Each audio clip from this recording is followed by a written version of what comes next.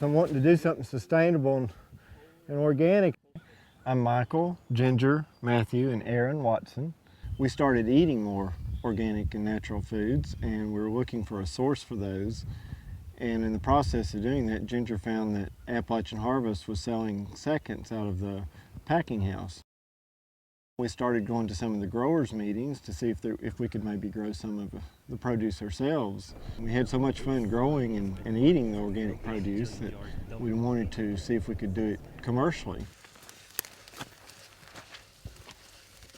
I'm Matthew. I'm 18. I remember being at the meeting when Dad said he was going to do 100 Romas, and I thought he was insane. And I looked at him and I said, "You're crazy. There's no way we can do that." And if anybody had told us what we had done last year, or what we would be doing this year, I would have told them they're nuts.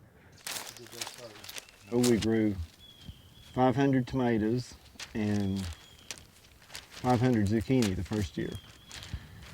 And made a little money, but the main thing was that we enjoyed working together. We just started part-time, but it was something that we would like to be able to see become more full-time. I'd grown up on the farm. We raised tobacco and beef cattle, and we had our own gardens. I'm not sure whether Dad would have even thought about raising organic produce at all. We're able to use the tobacco sticks that once were used to put tobacco in the barn to stake up our tomatoes. When I was growing up, I never even thought about or never even anticipated being able to have my sons here growing up on the farm, running over the same ridges and playing in the same creek that I did as a boy. And seeing them learn those skills, knowing that those skills are going to help them provide for their own families someday, it's a joy. I'm the third generation of Watsons on this farm, and Matthew and Aaron are the fourth, and we're looking forward to many more generations. Matthew would really like to get into the raising beef or sheep. Everybody, I think, without exception, who has grown up here on a farm, unless they're another like-minded family who kind of knows what I'm looking at, they've said, stay away from the farm, you can't make a living, you need to go and get an education and go do something else.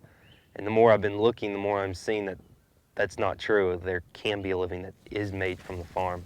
To be able to work with your hands and then see the results from it, and to be able to go in and just stand and look at the produce that has come in. And for guys my age who are wanting to learn, there's farmers all over who would love to have a learning hand and who would probably like to see the next generation show some interest in it. There's a lot of things that you can grow just even in your yard. In a small plot, you can have quite a bit of produce just right there to help feed your family.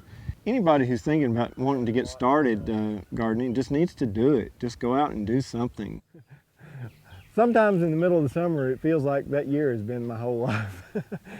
But by spring, especially the first time I get the tractor out and start plowing and start smelling the fresh dirt, and how rich the dirt smells when you plow it. It makes you want to get out and start planting everything.